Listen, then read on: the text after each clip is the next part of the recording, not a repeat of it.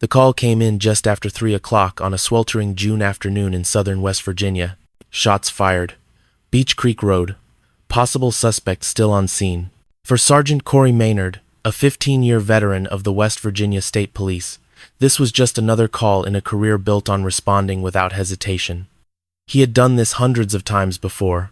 He kissed his routine goodbye to normalcy, climbed into his cruiser, and headed toward the narrow stretch of road near Mingo County. What he could not have known was that he was driving straight into an ambush. Timothy Kennedy was waiting. Kennedy was 29 years old, born and raised in the tight hollows of Mingo County, a place where reputations traveled faster than rumors, and everyone knew who you were before you introduced yourself. His name was already familiar to law enforcement. His first arrest came at 19 for DUI, the kind of charge many people walk away from without a second thought. But Kennedy didn't walk away. He escalated. By 2018, authorities accused him of crimes involving a minor and substance abuse. Though those charges were eventually dropped, his interactions with police became increasingly volatile. During one encounter at a residence, officers ordered Kennedy to show his hands. Instead, he reached toward his waistband. A shot was fired. Kennedy fled into the woods and vanished. Then came the incident that made headlines. In April 2020, Kennedy's family reported him missing. Rescue crews searched for days before discovering him deep inside the abandoned Isaban mine, a coal operation that had been shut down nearly a decade earlier. His flashlight was found hundreds of feet inside. Kennedy himself was located more than half a mile underground. He had been trapped there for nearly a week. Investigators later determined he had been stealing copper wire and became disoriented in the darkness. The rescue was dramatic. News outlets framed it as a bizarre survival story. What they didn't focus on was the pattern forming beneath the surface. A man who ran when confronted, who took increasingly dangerous risks, and who resisted authority at every turn. That pattern reached its breaking point on June 2, 2023. When Sergeant Maynard arrived along Beach Creek Road responding to the shots fired call, he encountered Timothy Kennedy. What happened next was captured on Maynard's body camera, footage prosecutors would later describe as deeply disturbing. Kennedy opened fire in what investigators called an ambush-style attack. Sergeant Maynard was struck and fatally wounded. He was a husband, a father of 2 children, ages 9 and 13. He never had a chance to take cover, but the violence didn't stop there. Kennedy also shot Benjamin Baldwin, a 39-year-old civilian, and then fired at Trooper C.K. Johnson. Both survived, though Baldwin required emergency airlift to the hospital. Kennedy then did something that stunned even seasoned investigators. He took Sergeant Maynard's service weapon, then he ran. Kennedy fled in a stolen vehicle, triggering one of the largest manhunts West Virginia had seen in years. Schools across Mingo County were immediately placed on lockdown. Residents received emergency alerts, instructing them to shelter in place. A high school graduation ceremony scheduled for that evening was abruptly postponed. For 7 hours, an entire region held its breath. Hundreds of officers from multiple agencies flooded the area, searching mountains, back roads, and wooded hollows. Helicopters circled overhead. Roadblocks were set. Fear spread faster than facts. The break came just before 11 p.m. A local family called police, reporting that Kennedy had appeared at their door asking for a soda. By the time officers arrived, he was gone along with the family's car. Minutes later, that stolen vehicle came speeding toward the command post. Kennedy was inside. He was taken into custody without further violence. But the damage was irreversible. The next morning, Kennedy was arraigned via video link from the Southwestern Regional Jail on a charge of first-degree murder. He pleaded not guilty. Prosecutors soon added multiple charges: 2 counts of attempted murder, armed robbery for taking Maynard's weapon, and disarming a police officer. They argued this was no crime of passion. This was premeditated. Governor Jim Justice ordered flags flown at half-staff across West Virginia. The funeral procession for Sergeant Maynard stretched nearly 40 miles. Officers from across the state lined the roads. Citizens stood silently, some saluting, others in tears. Even in death, Maynard gave. He was a tissue donor. Kennedy's defense raised questions about his mental competency, citing isolation, possible ADHD, and psychological trauma from being trapped underground. Evaluations were ordered. He was found competent to stand trial. But delays followed. The original judge recused herself. Kennedy fired his attorneys, claiming communication had broken down completely. A new lawyer requested additional time. When jury selection finally began in December 2025, the case collapsed into chaos. Nearly every potential juror had already heard about the killing. Many had already decided Kennedy's guilt. After days of questioning, the judge declared a mistrial.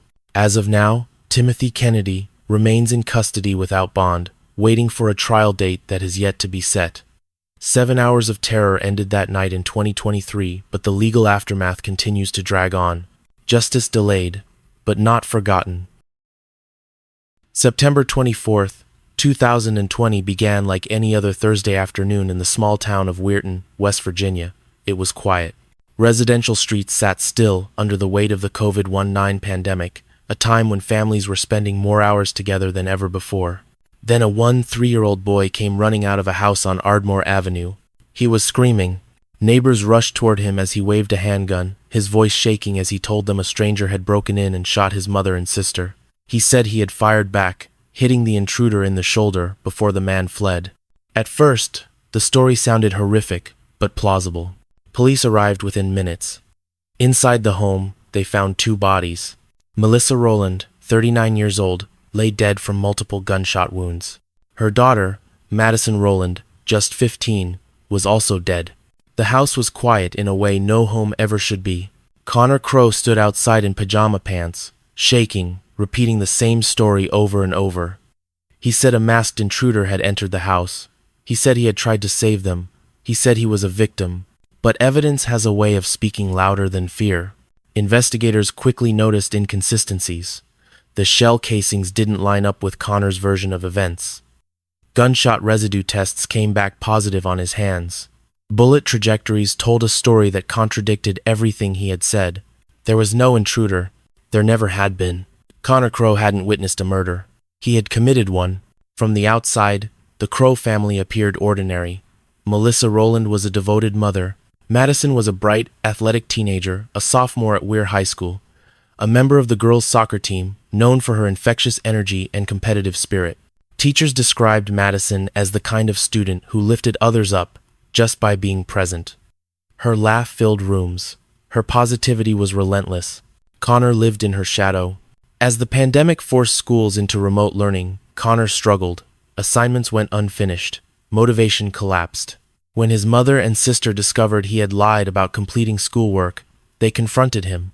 They told him they were going to tell his father. That moment became the spark. What prosecutors later revealed was chilling. Connor didn't snap. He didn't lose control. He didn't act in a fit of rage. He thought about killing them for 2 weeks. For 14 days, the idea lived in his mind, grew stronger, more detailed. He planned not just the murders, but what would come after. On the afternoon of September 24th, Connor retrieved a firearm from inside the home.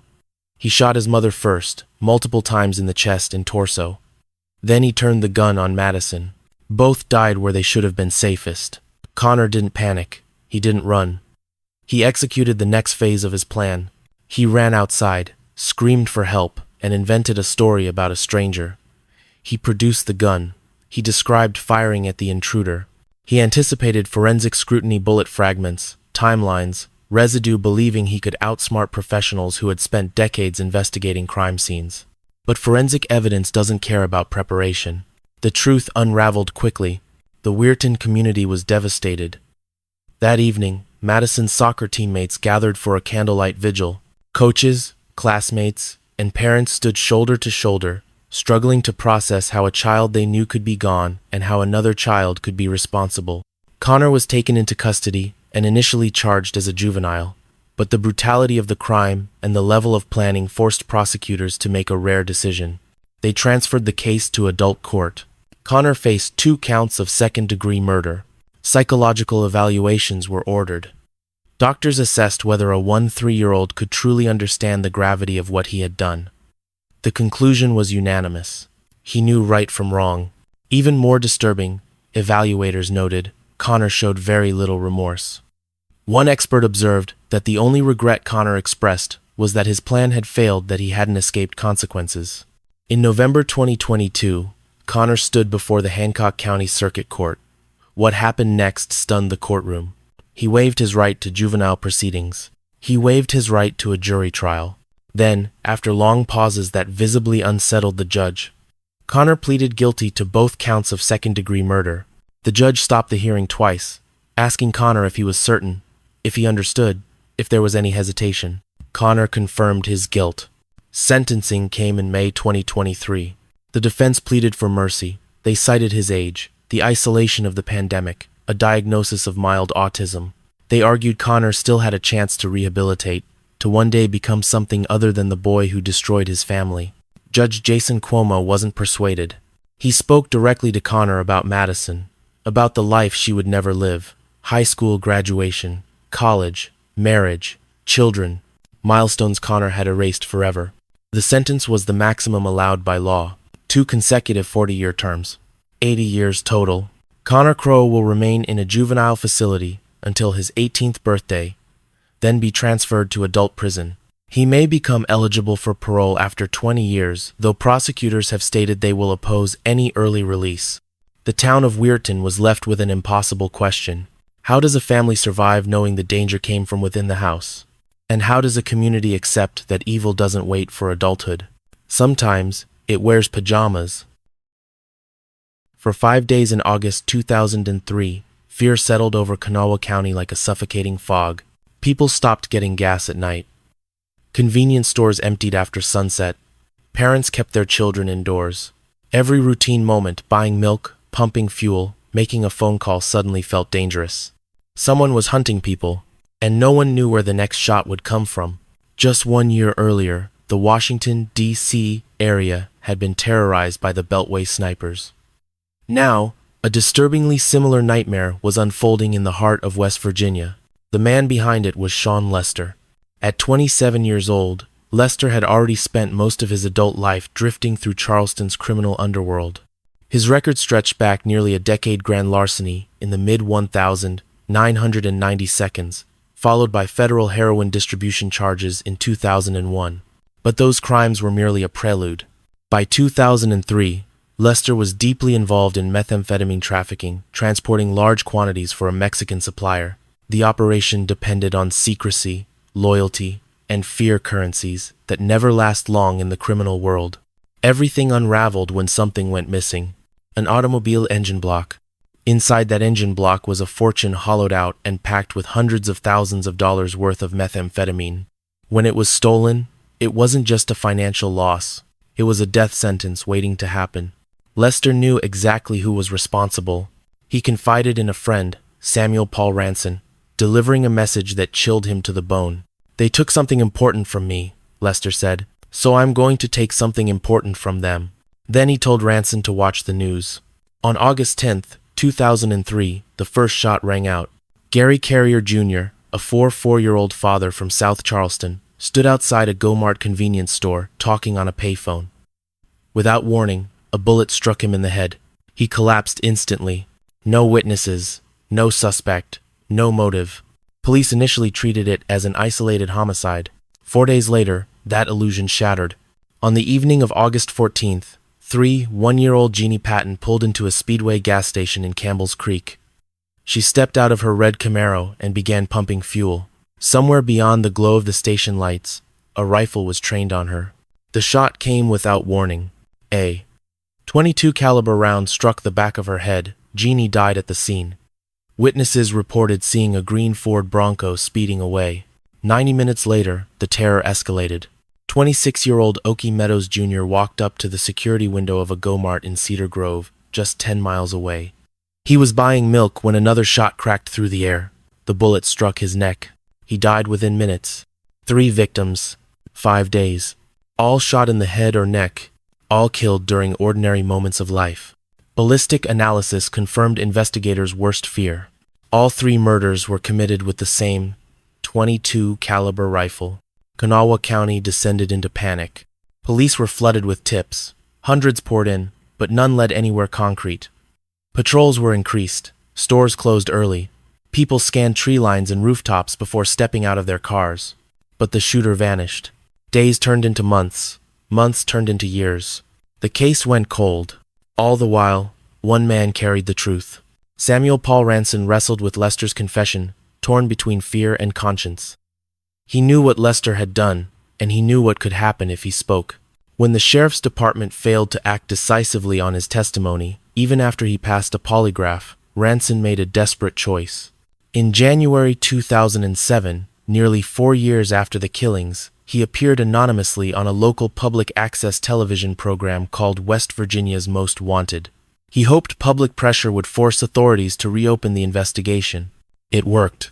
In March 2011, nearly 8 years after the murders, a multi-agency task force including local police, the FBI, ATF, DEA, and U.S. Marshals arrested Sean Lester. He was charged with the murder of Jeannie Patton. A grand jury later indicted him on 3 counts of first-degree murder, along with drug trafficking and firearms charges. Prosecutors revealed the truth that had been hidden in plain sight. The murders weren't random. Every victim had been connected, directly or indirectly, to the theft of the drug-filled engine block. The shootings were designed to look like a sniper spree, anonymous, unpredictable, but they were carefully targeted acts of retaliation. Lester denied everything. From jail, he even gave interviews proclaiming his innocence. His trial was scheduled for July 2012. But as jury selection began, Lester made a different calculation. He agreed to plead guilty to second-degree murder in Jeannie Patton's death. In exchange, prosecutors dropped the murder charges for Gary Carrier and Okie Meadows. Not because he hadn't killed them, because they couldn't prove it beyond a reasonable doubt. At sentencing, prosecutors recommended 30 years. The judge wasn't satisfied. This death was senseless, the judge said. A tragic waste. Lester received the maximum sentence, 40 years in prison, followed by an additional 6 years on federal firearms charges, to be served consecutively. 46 years total. Sean Lester will likely spend the rest of his life behind bars. 3 ordinary moments: buying milk, pumping gas, making a phone call, were transformed into final acts. A drug-fueled vendetta left families shattered and a community permanently changed. And for 5 days in 2003, an entire county learned how fragile normal life really is. When students arrived on the campus of West Virginia University in the early 1992, Michelle Shelley Michael stood out immediately. She was beautiful, athletic, confident, a cheerleader with the kind of presence that turned heads without trying. To professors and classmates alike, Shelley seemed destined for success, and in many ways, she delivered on that promise.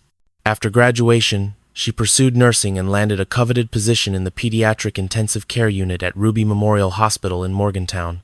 She worked with critically ill children, a role that required trust, compassion, and absolute professionalism. To the outside world, Shelley Michael was living a picture-perfect life. But perfection, when carefully constructed, is fragile. By the late 1992, Shelley's personal life had become complicated. She began an affair with James "Jimmy" Michael, a respiratory therapist at the same hospital. Both were married to other people at the time. The affair was open, brazen, and widely known among co-workers. Jimmy left his wife, Stephanie Estelle, with whom he shared 2 children. Shelley divorced her own husband. 8 months later, Shelley and Jimmy married and moved into a home on Conhawa Drive, just minutes from the hospital. From the outside, they looked like a model couple. Jimmy left the hospital to start a medical supply company. Shelley continued working in the pediatric ICU. They coached youth sports, hosted gatherings, played the roles people expected of them. But behind closed doors, control became the defining feature of their marriage. By 2005, pressure was mounting. Financial stress crept in, work became more demanding, and Shelley had begun another affair, this time with Bobby Titz, an employee at Jimmy's own medical supply company. The illusion of the perfect life was cracking. On the night of November 28, 2005, the couple was home alone. Their children were staying with ex-spouses. Jimmy went to bed early. Shelley later claimed he was still asleep when she left for her shift at Ruby Memorial early the next morning. At around 10:30 a.m., Shelley received a phone call at work. Her house was on fire. She rushed back to Conhawa Drive, frantic, repeatedly asking firefighters where Jimmy was. The fire took nearly 30 minutes to control. When crews finally reached the master bedroom, they found Jimmy's body burned beyond recognition, still lying in bed. At first, investigators treated it as a tragic accident. Then came the phone call that changed everything. An anonymous tip told police to test Jimmy Michael's remains for a specific drug, rocuronium. Rocuronium is a neuromuscular blocking agent used in hospitals during surgery. It paralyzes muscles, including the diaphragm. Patients given the drug must be placed on ventilators without one. They slowly suffocate, fully conscious but unable to move or breathe. Toxicology confirmed it. Jimmy Michael had died from a lethal dose of rocuronium. Shelley had access to it every day. At Ruby Memorial, the drug was stored in unlocked cabinets in the pediatric ICU. Nurses often used only part of a vial and carried the remainder in their pockets. Removing a vial from the hospital would have been alarmingly easy. Investigators theorized Shelley injected Jimmy while he slept, left for work to establish an alibi, then returned home hours later to start the fire. Surveillance footage supported that theory. Hospital cameras showed Shelley's car leaving the parking lot around 8 a.m. Neighbors later reported seeing her vehicle pulling out of the driveway at Kanhawa Drive that same morning. She had left work, gone home, started the fire, then returned to the hospital. When detectives questioned Shelley, her story began to unravel. She lied about leaving work, lied about her affair, lied about the state of her marriage. Each new statement contradicted the last. In March 2006, Shelley Michael was arrested and charged with first-degree murder and first-degree arson. Prosecutors laid out a three-part motive: money, a $500,000 life insurance policy, and the desire to preserve her affair and her carefully curated image. The case dominated headlines across West Virginia. So many residents had formed opinions that the judge granted a rare change of venue. The trial moved to Kanawha County in July 2007. Prosecutors painted Shelley as cold, calculating, and ruthless, a woman who used her medical knowledge to paralyze her husband, then burned the house to destroy evidence. The defense offered a shocking alternative. They suggested Jimmy had injected himself with rocuronium and set the fire himself. The jury didn't believe it. Shelley's lies, her affair, her abrasive reputation at the hospital, even her behavior while out on bail, including being spotted at a nail salon while under home confinement, worked against her. After 11 hours of deliberation spread over 3 days, the jury returned guilty verdicts on both counts. They recommended mercy. Shelley was sentenced to life in prison with the possibility of parole after 15 years, plus a consecutive 20-year sentence for arson. The case later appeared on CBS's 48 Hours and Oxygen Snapped. Michelle Shelley Michael remains incarcerated. In 2023, she filed for a new trial, citing ineffective counsel. That motion is still pending. The former cheerleader who once embodied perfection now serves as a reminder that the most dangerous people aren't always strangers. Sometimes they wear scrubs, and they sleep beside you. On the morning of December 13th, 2020, Timothy Saunders drove to a house on Cemetery Hill Drive in Elkview, West Virginia. It wasn't an emergency call. It was a father checking on his daughter. Risa Mae Saunders, 39 years old, hadn't answered her phone in days. That wasn't like her. Timothy knocked on the door. No response. He tried again. Still nothing. So he let himself inside. What he found would fracture his life forever. Risa lay dead in her bed. Beside her was her husband, Daniel Dale Long, 37, also dead. Both had been shot in the head at close range. Then Timothy saw Gage Ripley, 12 years old, shot in the head, lying beside the bed. And finally, the smallest body. 3-year-old Jameson Long was found partially underneath his crib, a blanket covering him. He too had been shot. 4 members of the same family, executed inside their own home. Investigators determined the murders had occurred approximately 4 days earlier. That meant someone had been living freely while an entire family lay dead in silence. 16-year-old Gavin Smith was missing.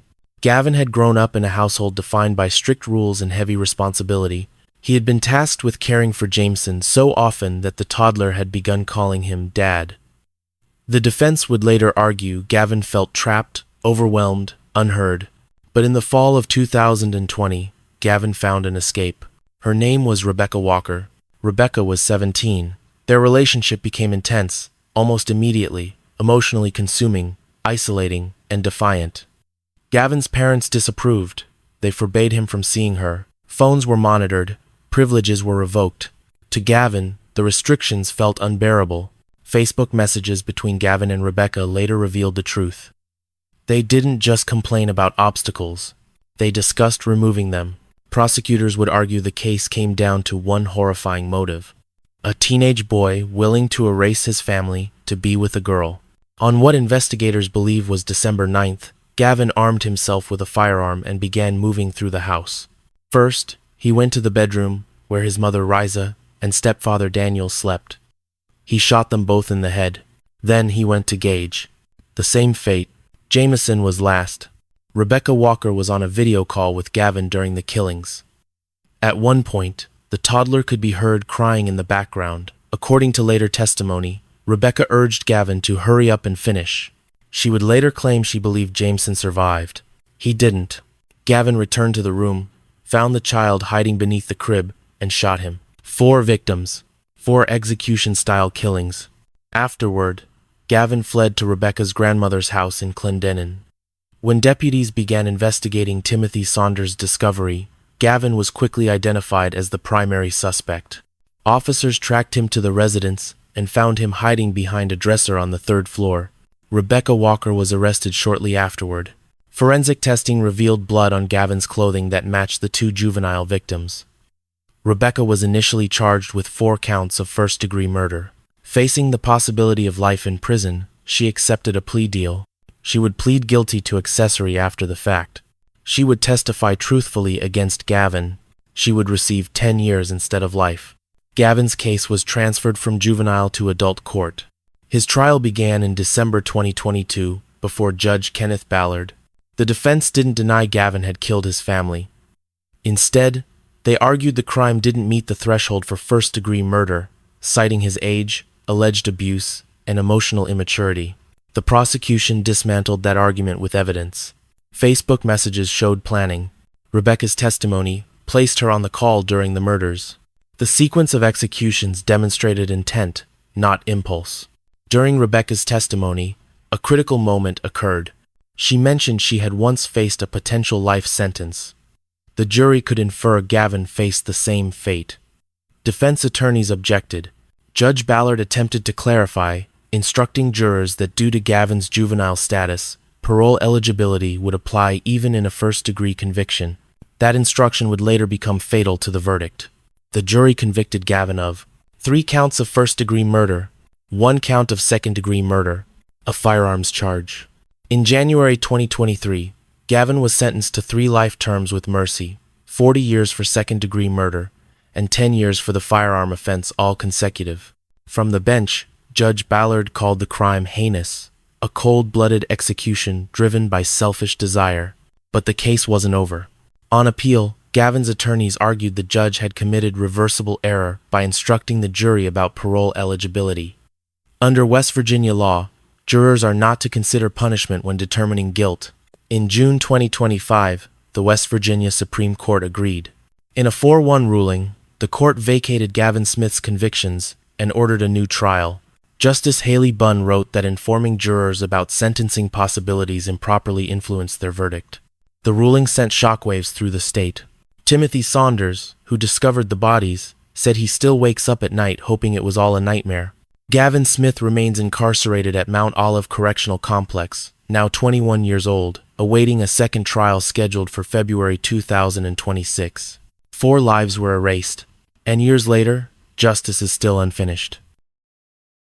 In the small town of Daniels, West Virginia, Natalie Cochran appeared to be the definition of success. She was intelligent, ambitious, and well-respected. A trained pharmacist with a specialization in diabetes care, Natalie earned around $120,000 a year.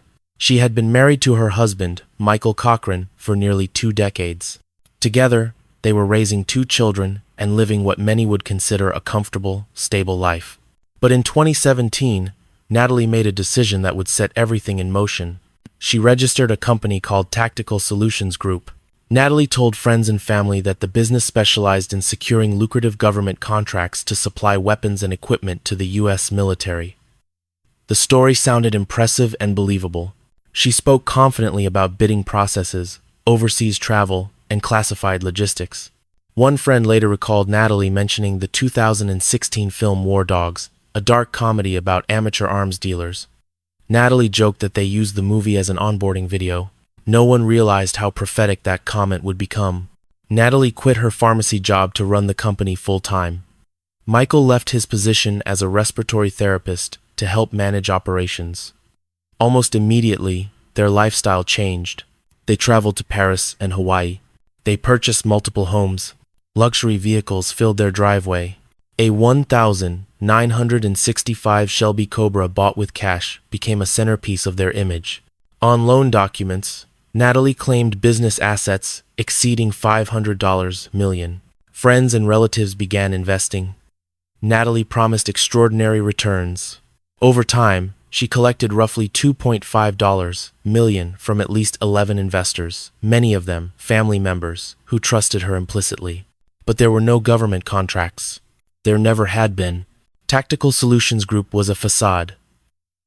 Natalie was running a classic Ponzi scheme, using money from new investors to pay small returns to earlier ones while funneling most of the cash into personal expenses. As long as new money kept coming in, the illusion held. By early 2019, cracks began to form. Natalie served as treasurer for a local middle school baseball league. Nearly $15,000 in fundraising money vanished. Natalie dismissed the accusations, and authorities initially declined to pursue charges. But scrutiny was spreading closer to home. Michael Cochran had started asking questions. A healthy 38-year-old man weighing nearly 200 pounds, Michael couldn't understand why the business accounts didn't reflect the success Natalie claimed. Investors were demanding payouts. Michael planned to personally investigate their finances. On February 6, 2019, the couple had a chartered flight scheduled from Beckley to Lynchburg, Virginia, where Michael intended to confront their bank directly. That morning, Natalie canceled the flight. Later that day, she texted her neighbor and close friend, Jennifer Davis, claiming she and Michael weren't feeling well. Natalie mentioned her alleged cancer diagnosis and suggested insulin might help regulate symptoms. Jennifer's husband was diabetic. He offered to share a vial of insulin. That vial would become the murder weapon. A few hours later, Natalie sent Jennifer a photograph. Michael lay unconscious on the kitchen floor. Despite the alarming image, Natalie didn't call 911. Michael remained unresponsive for hours. When emergency services were finally summoned, his blood glucose level measured 21, catastrophically low. Doctors tried to stabilize him. His glucose would rise briefly, then plummet again. Michael never regained consciousness. He was transferred to hospice care and died on February 11, 2019. At first, his death was treated as natural, but hospice nurses noticed something unsettling. Michael's body showed no signs of chronic illness. He looked far too healthy for someone who had died from medical complications. Months later, federal investigators executed a search warrant related to Natalie's fraud case. Inside the Cochran refrigerator, they found something suspicious. A vial of insulin. There were no diabetics in the home. In September 2019, authorities obtained a court order to exhume Michael's body for advanced forensic testing. The results were devastating. Michael Cochran had died from exogenous insulin introduced from an external source. It was a homicide. Meanwhile, Natalie's financial empire was collapsing. In September 2020, she pleaded guilty to federal wire fraud and money laundering charges. In March 2021, she was sentenced to 135 months in federal prison, just over 11 years, and ordered to pay $2.5 million in restitution. But the story wasn't finished. In November 2021, Natalie was indicted for first-degree murder. Her trial began in January 2025. Prosecutors laid out a chilling narrative. Natalie was a trained pharmacist with deep knowledge of diabetes. She knew exactly what insulin would do to a non-diabetic. She borrowed the vial, knowing Michael planned to uncover the fraud that very day. The canceled flight, the borrowed insulin, the delayed call for help. None of it was accidental. Forensic pathologist Dr. Paul Uribe testified that the insulin levels in Michael's body could not have been self-administered. The defense argued Michael had been involved in the fraud and injected himself. The jury didn't believe it. After 2 weeks of testimony, deliberations lasted less than 2 hours. On January 29, 2025, Natalie Cochran was found guilty of first-degree murder. The next day, after hearing impact statements from Michael's family, the jury recommended no mercy. Natalie Cochran was sentenced to life in prison without the possibility of parole. The case later prompted legislative action. In February 2025, West Virginia lawmakers introduced the Michael Brandon Cochran Act, requiring hospitals to conduct specific insulin testing when unconscious patients present with severe hypoglycemia. Natalie Cochran remains incarcerated, a pharmacist who used medical knowledge not to heal, but to kill. At 12:30 a.m. on July 6, 2012, a surveillance camera outside an apartment complex in Star City, West Virginia, captured a moment that would haunt an entire community. A light-colored sedan pulled into the parking lot. Minutes later, a bedroom window slid open. 16-year-old Skylar Neese climbed out, crossed the darkened lot, and climbed into the back seat of the car. The vehicle pulled away. Skylar would never come home.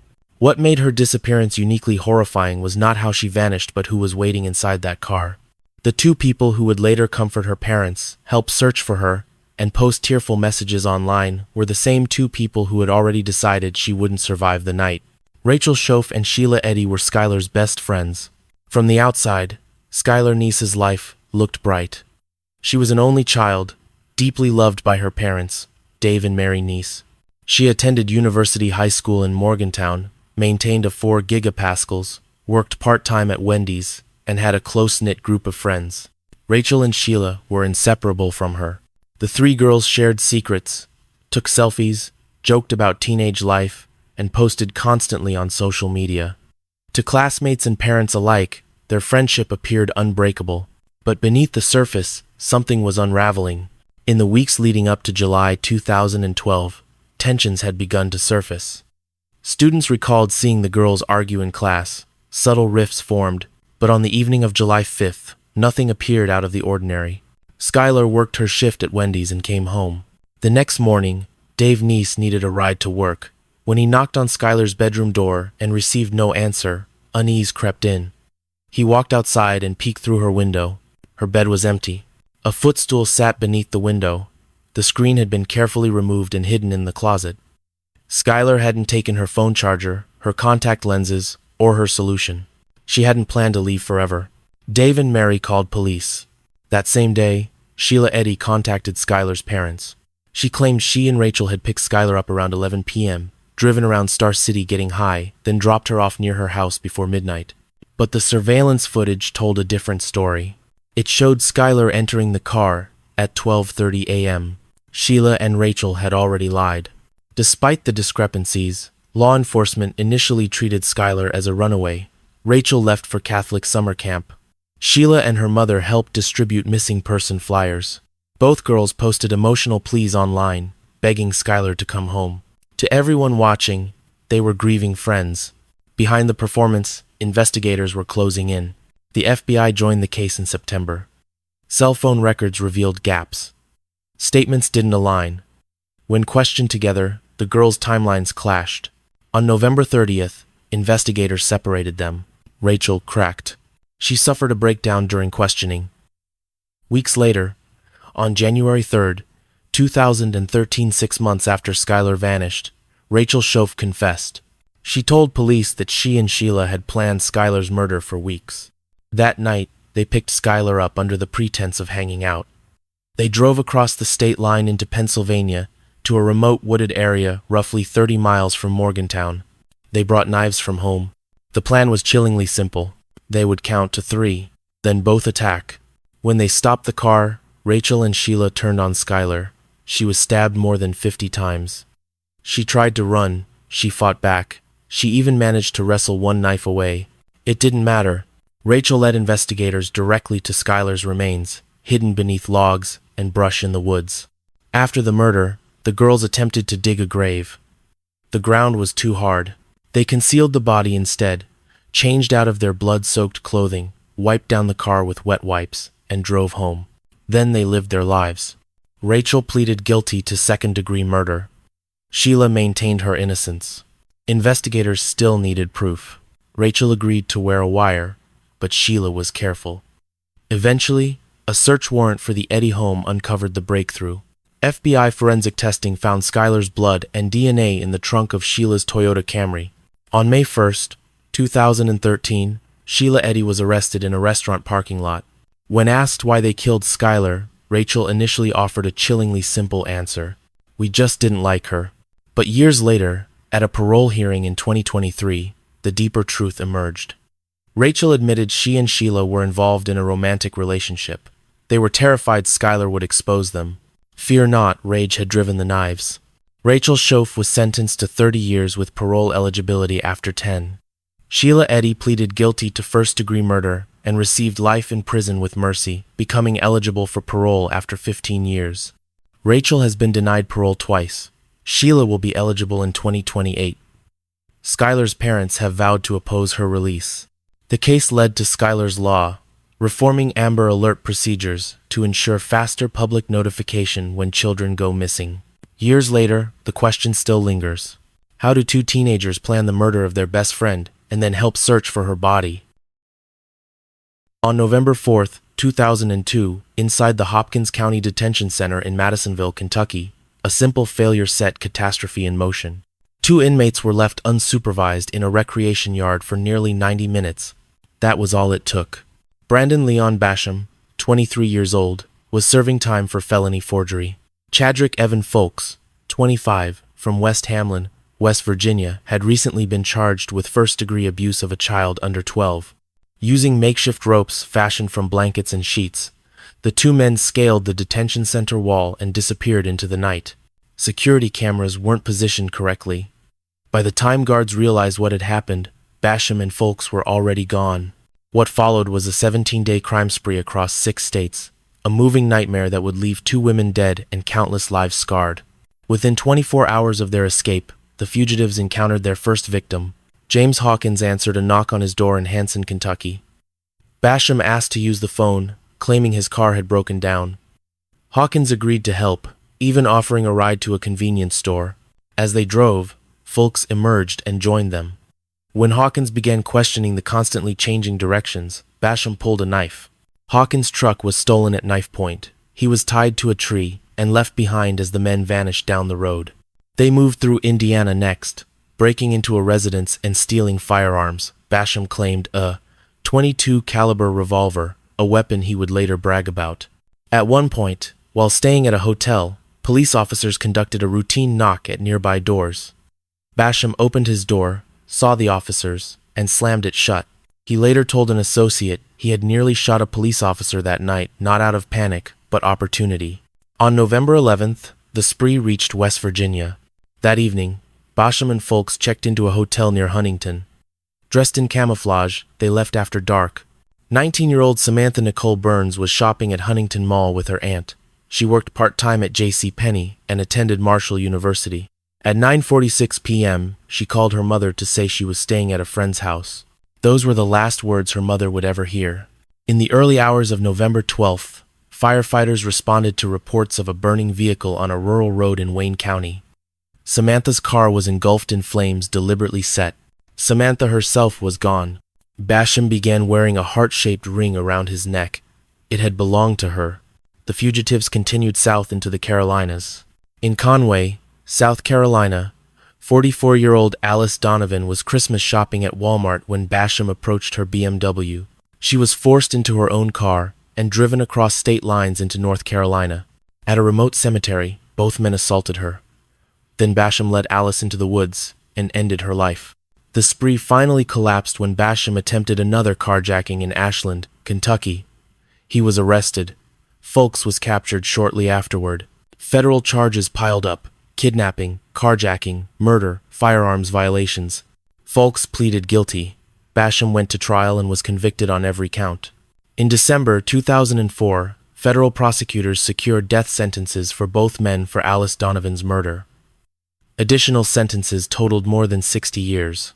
In 2005, both admitted Samantha Burns had been taken and killed during a carjacking. Yet Basham refused to disclose where her body was buried. For more than a decade, Samantha's family lived without answers. In 2013, an extraordinary step was taken. Chadrick Folks was temporarily released into FBI custody and transported back to West Virginia. He led agents to the area where Samantha had been buried. Despite exhaustive searches, her remains were never recovered. Then, in December 2024, just days before Christmas, everything changed. President Joe Biden commuted the sentences of 37 federal death row inmates. Basham and Folks were among them. Their death sentences were converted to life in prison without parole. For the families, it felt like another wound, layered atop the first. Brandon Basham and Chadrick Folks will never walk free, but Samantha Burns has still never come home. 17 days, 6 states, 2 lives stolen, and a trail of terror that began with a single unlocked moment. About a week before everything fell apart, 19-year-old Tristan Bird noticed something was off. He was stuck in a Taco Bell drive-thru in Morgantown when his car broke down. He called his former stepfather, Jody Lee Hunt, because Hunt owned a towing company less than a mile away. When Hunt arrived, Tristan immediately felt the shift. He seemed antsy, Tristan later told reporters. Angry, not loud, just simmering. As they talked, Hunt kept repeating the same phrase, "Let's see who I can piss off." Then he said something that stayed with Tristan long after, "I'm not afraid to go back to prison." At the time, Tristan didn't understand how literal that statement would become. Jody Lee Hunt was 39 years old in December 2014. He owned J&J Towing and Repair in Westover, West Virginia. On the surface, he appeared to be a man who had rebuilt his life after incarceration. But Hunt's criminal past was violent and extensive. In 1999, he abducted a pregnant ex-girlfriend and held her hostage at gunpoint inside an auto parts factory for hours before surrendering. He served prison time for abduction and firearm charges. Additional convictions followed in West Virginia. Despite all of this, Hunt managed to re-establish himself in the community. What unraveled him wasn't business failure, it was obsession. For 2 years, Hunt had been in a volatile relationship with Sharon K. Berkshire, a 39-year-old woman from Westover. The relationship was marked by breakups, reconciliations, and restraining orders. Sharon filed a protective order in 2013, dropped it, filed another in October 2014, then dropped that one too. By late 2014, Sharon had moved on. She was living with a new boyfriend, 28-year-old Michael Frum. Investigators later learned Sharon may have also been romantically involved with Hunt's own cousin and business partner, Jody Taylor. To Hunt, this wasn't rejection, it was humiliation. At the same time, Hunt felt wronged professionally. He believed other towing companies were stealing jobs that should have been his under the county's rotation system. He repeatedly attended Monongalia County Commissioner meetings, voicing his grievances. One company in particular consumed him, Doug's Towing, owned by 5-year-old Doug Brady. Brady's shop was less than a quarter mile from Hunt's, close enough to feel personal. Hunt scheduled a formal meeting with county officials to address the towing dispute. He would never attend it. On the morning of Monday, December 1st, 2014, Jody Lee Hunt began settling his accounts. His first stop was Doug's Towing. Brady was working in his garage when Hunt walked in, carrying a 9mm handgun. Without warning, Hunt shot him twice in the head, execution style. Brady died instantly. That single act detonated 12 hours of terror across Monongalia County. Schools were placed on lockdown. Parents rushed to collect their children. Police scrambled to identify Hunt's next move. Hunt drove to a residence near Cheat Lake, where Sharon Berkshire was living with Michael Frum. Investigators believe that shortly before the shooting spree, Frum had sent Hunt a taunting text message, something along the lines of, "I'm with her now, you don't have her anymore." Hunt confronted them inside the house. Michael Frum was shot and killed. Sharon Berkshire was shot twice. She managed to stumble outside before collapsing in the yard. She died there. As police searched desperately, Hunt took to Facebook. The post read like a manifesto of self-pity and justification. He wrote about betrayal, about heartbreak, about how he had been wronged. He insisted his actions were not right, but neither were the actions of those who had taken from him. He said he wanted his victims to feel the hurt. Then he moved on to his final target. Hunt drove to another residence and confronted his cousin and business partner, Jody Taylor. Whether over jealousy, betrayal, or perceived involvement with Sharon, the motive was clear only to Hunt. He shot and killed Taylor. 4 victims: a business rival, an ex-girlfriend, her new partner, and his own cousin. With everyone he believed had wronged him dead, Hunt posted one final message online asking someone to take care of his animals. Then he drove his black Ford F-150 into a wooded area near Lynn, West Virginia. He put the gun to his head and pulled the trigger. His body was discovered later that night in the cab of the truck. the manhunt was over. But one question haunted investigators. How did a convicted felon obtain a firearm? ATF agents traced the 9mm handgun to a private sale conducted through Facebook nearly a year earlier. Because it was a private transaction, no background check was required. The seller faced no charges. The case ignited renewed debate over background check loopholes and firearm access. For the families left behind, the grief was compounded by the speed and public nature of the violence. Doug Brady's towing business became a memorial. Sharon Berkshire's family struggled with the knowledge that protective orders had been filed and dropped. Michael Frum's loved ones mourned a young man whose only mistake was loving the wrong person. And Jody Taylor's death left confusion that would never fully resolve. Jody Lee Hunt's story wasn't about a moment of madness. It was about resentment allowed to fester, about obsession mistaken for love, and about how easily grievance can metastasize into violence when nothing stops it. On the afternoon of April 5, 2010, the day shift was settling in at the Upper Big Branch mine near Montcole, West Virginia. 31 miners were working nearly 1,000 feet underground. For them, this was routine. Dangerous, yes, but familiar. The roar of machinery echoed through the tunnels as the longwall mining machine cut into coal and rock. At 3:27 p.m., a single spark ignited a pocket of methane gas.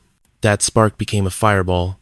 The explosion tore through more than 2 miles of underground tunnels, igniting coal dust that had been allowed to accumulate unchecked. In seconds, a normal workday became the deadliest U.S. mining disaster in 40 years. 29 men would never come home. At first, confusion reigned. Emergency crews rushed to the site, but toxic concentrations of methane and carbon monoxide forced rescuers to retreat again and again. Initial reports confirmed 25 fatalities. 4 miners were missing. Families gathered, clinging to hope. 4 days later, Governor Joe Manchin stood before cameras and delivered the words no one wanted to hear. All 29 miners were dead. They were fathers, sons, brothers, husbands, men who had gone to work expecting to return by nightfall. This was not an unavoidable accident. It was the inevitable result of a corporate culture built on profit at any cost. At the center of that culture stood Don Blankenship. Blankenship had joined a Massey Energy subsidiary in 1982. His rise was meteoric. By aggressively opposing unionization and prioritizing production above all else, he transformed Massey into one of the most powerful coal companies in Appalachia. By 1992, Blankenship was president, CEO, and chairman of the board. Under his leadership, Massey Energy became enormously profitable, but it also became notoriously dangerous. In the 5 years leading up to the explosion, the Mine Safety and Health Administration had issued 1,342 safety citations at Upper Big Branch. In just the 18 months before April 2010, there were more than 600 violations. The mine received 2 additional citations the day before the explosion. Ventilation systems were inadequate. Rock dusting, a basic safety practice meant to prevent coal dust explosions, was improperly conducted. Broken water sprinklers went unrepaired. Illegal ventilation changes were routinely made while miners were still underground. Miners later testified that airflow was dangerously low. Even worse, prosecutors revealed that Massey kept 2 sets of records. One set for inspectors, one set reflecting reality. Internal reports documented hazards being deliberately concealed. Miners were threatened with termination if they raised safety concerns. Bill Ross, Massey's former manager of technical services, testified that he personally warned Blankenship about the company's safety practices. Blankenship ignored him. At 3:27 p.m., the bill came due. The investigation that followed was exhaustive and damning. Independent reports concluded the explosion was entirely preventable. Federal investigators found that Massey Energy had treated safety regulations not as laws but as obstacles. In December 2011, the Mine Safety and Health Administration released its final report. The conclusion was blunt. The explosion was caused by flagrant safety violations. Blankenship left Massey Energy on December 31, 2010. The company was later sold to Alpha Natural Resources. But the story didn't end there. In November 2014, a federal grand jury indicted Don Blankenship on 4 criminal counts, including conspiracy to violate mine safety standards and defraud the federal government. The trial began in October 2015. Prosecutors used Blankenship's own words against him. Secretly recorded phone calls revealed his fixation on production numbers and his concern that safety memos be kept hidden, not because they endangered minors, but because they could be damaging after a fatality. 27 witnesses testified over 24 days. Minors described fear, pressure, and retaliation. Inspectors described deception. Families described loss. After 9 days of deliberation, the jury reached a verdict. On December 3, 2015, Don Blankenship was convicted not of the most serious felonies but of a single misdemeanor, conspiracy to willfully violate mine safety standards. He was acquitted of the felony charges. It was the first time in U.S. history that a corporate executive was convicted and sentenced to prison for safety violations, leading to a mining disaster. At sentencing in April 2016, the judge imposed the maximum penalty allowed by law: 1 year in federal prison, 1 year of supervised release, a $200,000 quanta dollari fine. As Blankenship left the courthouse, he smiled, he laughed, he winked at reporters. Inside the courtroom, families spoke. Judy Jones Peterson, whose brother died in the explosion, told Blankenship, "Although you may not be judged responsible by the courts of this land, you are guilty. The blood of these 29 people is on your hands." Outside, another family member shouted, "We buried our kid because of you." Blankenship served his full year and was released in May 2017. He continued to insist he was innocent. His appeals failed. In Whitesville, West Virginia, a black granite memorial wall now bears the silhouettes and names of the 29 miners. Blankenship paid a fine that amounted to a fraction of his wealth. 29 families paid with a lifetime of grief. Upper Big Branch was not a tragedy of fate. It was a crime of choice. 10 stories, 10 different crimes, 10 paths that all led to the same destination.